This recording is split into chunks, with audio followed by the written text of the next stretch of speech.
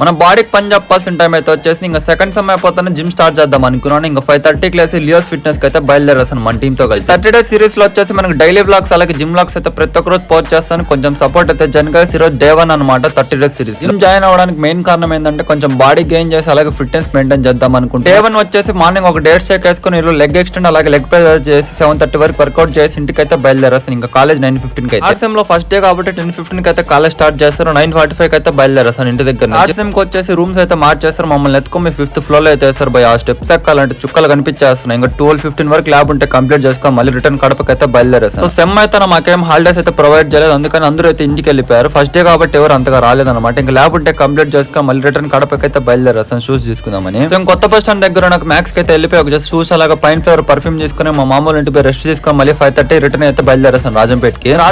6:30 కి అయితే రిటర్న్ అయిపోయాను. ఒక ప్రీడేటర్ తర్వాత మా అక్క కొడుకు అయితే ఆడుకుంటా ఉన్నాను అనమాట. పాట పాడరు సఫాన్ అంటే ఇటు చేస్తే డబుల్ యాక్షన్ చూడరు బాయ్ ఎలా ఉంటుందో.